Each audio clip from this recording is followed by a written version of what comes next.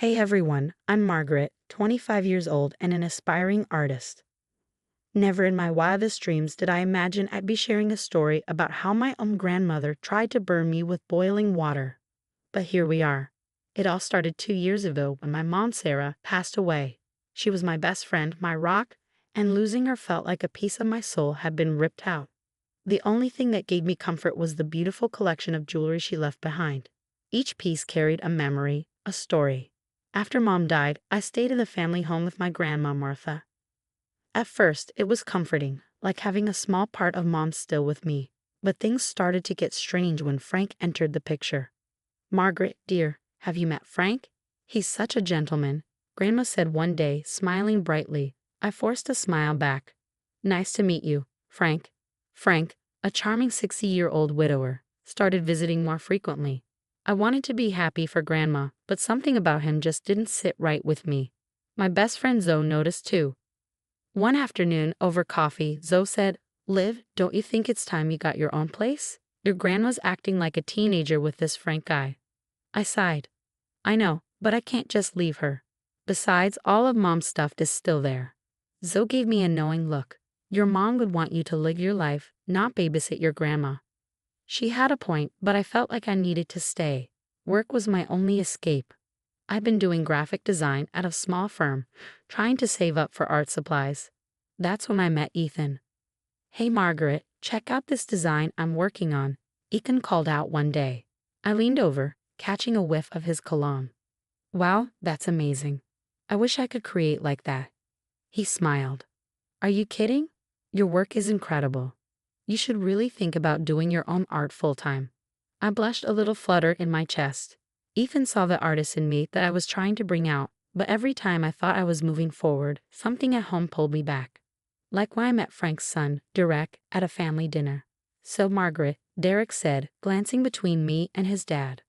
"How long have Frank and your grandma known each other?" I shrugged. "A few months, I guess." "Why?" His expression tightened. "No reason.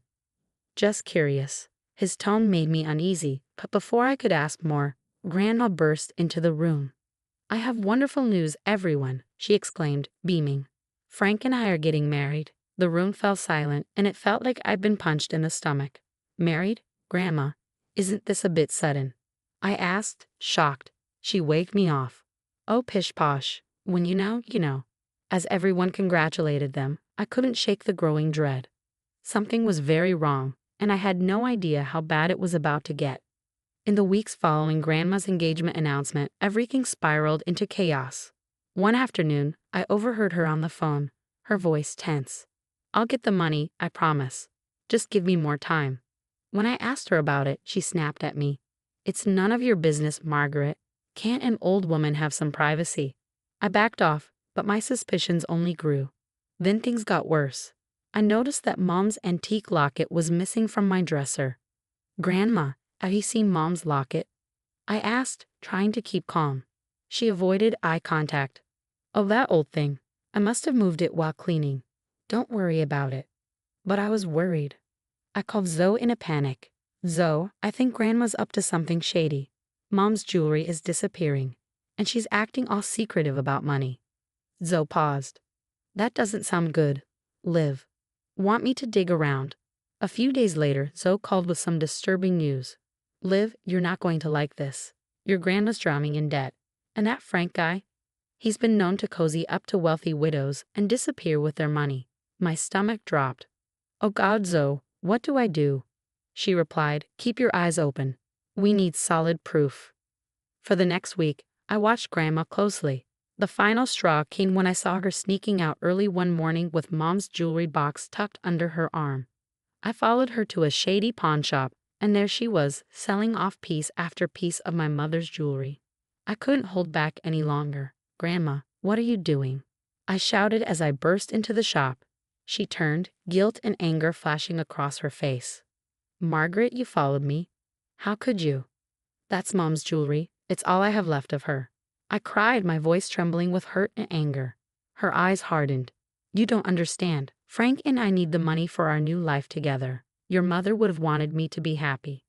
By selling her memories, by lying to me, I was shaking with disbelief and rage. "You ungrateful child," she spat. "After everything I've done for you." She grabbed a kettle of boiling water from behind the counter. Before I could react, she hurled it at me. Searing pain exploded across my arm and shoulder, and I screamed, stumbling backward into a glass display case, the shattering glass mixing with my cries of agony. I looked up at Grandma's face. There was no concern, no regret, just cold, hard anger. As I crumpled to the floor, clutching my burned arm, one thought crystallized in my mind. The grandmother I had known and loved was gone. In her place stood a stranger, someone who had shattered the last shred of trust between us. The pawn shop owner rushed back in, yelling about calling an ambulance, but my focus was on Grandma Martha, gathering up the jewelry with trembling hands. In that moment, as the searing pain threatened to pull me under, I made a silent vow. This betrayal wouldn't break me. It would be the fuel I needed to reclaim my life and my mother's legacy, no matter the cost. The next few weeks were a blur of hospital visits, police reports, and tears. The burns on my arm and shoulder were healing, but the emotional scars, those ran deep. Zoe was my rock. "You're staying with me," she insisted, helping me pack up my things from Grandma's house. No arguments. I didn't have the energy to fight her. As we loaded the last box into Zoe's car, Grandma Martha came out, her voice trembling. "Margaret, please, can we talk?" I couldn't even look at her. "There's nothing to talk about. You made your choice." A few days later, I got a surprising call from Derek, Frank's son. "Margaret, it's Derek. I heard what happened, and I'm so sorry. There's something you need to know about my dad." We met at a coffee shop, and Derek laid it all out. Frank had a history. Charming wealthy widows, draining their bank accounts and disappearing without a trace. Grandma Martha was just his latest target. "I've tried to stop him before," Derek said, his voice heavy with guilt. "But he always weasels out of it. Maybe this time, with your help, we can finally put an end to it." I hesitated. I'm not sure I can handle any more drama. But Zoe, ever the fighter, wasn't about to let it go. "We can't let them get away with this, Liv. We need a plan." Over the next week, we devised a scheme. Derek would play along with Frank's plan, pretending to help with the wedding, while we worked with the pawn shop owner to set up a sting operation. "I feel bad for ratting out your grandma," the pawn shop owner admitted when we approached him. "But what she did to you, that ain't right." As we fine-tuned the plan, Ethan was my steady support. He'd come over after work, bringing food and offering a shoulder to lean on. But I found myself pulling away. The fear of being hurt again was overwhelming. One night, as we sat on Zoe's couch, Ethan reached for my hand. I flinched. "Liv, talk to me," he said, his voice pleading. "What's going on in that head of yours?" I couldn't meet his eyes. "I'm sorry, Ethan. I can't. Everyone I've trusted has betrayed me. My own grandmother tried to." I choked up, unable to finish the sentence. Ethan's voice was soft. "I'm not them, Margaret. I would never hurt you like that." "That's why I thought about Grandma, too," I whispered. The hurt in his eyes was clear, but he didn't push. "I understand. Just know I'm here. Okay, whatever you need." The day of the sting operation arrived. We had set up hidden cameras in the pawn shop and wired Derek for sound. The plan was for him to bring Grandma Martha and Frank to the shop under the pretense of selling family heirlooms to fund the wedding. I watched from a distance as they entered the shop. Grandma clutched her purse tightly, and Frank's arm was draped around her shoulders. But even from where I stood, I could see the predatory glint in his eyes. As the door closed behind them, I took a deep breath. Whatever happened next would change everything. I just hoped we were ready for it. The day of reckoning finally arrived, and I stood in the back of the packed courthouse, heart racing as the judge read out the verdict. Frank's smug smile vanished as the words "guilty on all counts" echoed through the room. After the trial, I left my grandmother's house for the last time, finishing the final bit of packing. As I glanced up, I saw Grandma watching from the window. Our eyes met briefly before she quickly drew the curtains. That was the last time I ever saw her. With the nightmare behind me, I threw myself into my art. The pain, the betrayal, the healing, it all poured out onto my canvases. Ethan was by my side through it all.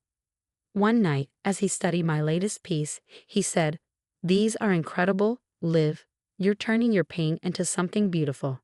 I leaned into him, feeling safe for the first time in months. I couldn't have done it without you. Zoe, always the unstoppable force, helped me set up my studio. This is just the beginning, she declared as we painted the walls together. You're going to be huge, Liv. I can feel it. And she was right. My first small exhibition sold out in a week. Then came a feature in a local art magazine, and before I knew it, galleries in the city were calling. The night of my exhibition opening, I looked around at the vibrant crowd, at my art lining the walls, and at Ethan smiling proudly from across the room. Asterisk to new beginnings, asterisk, I whispered to myself, raising my glass. And to the family we choose.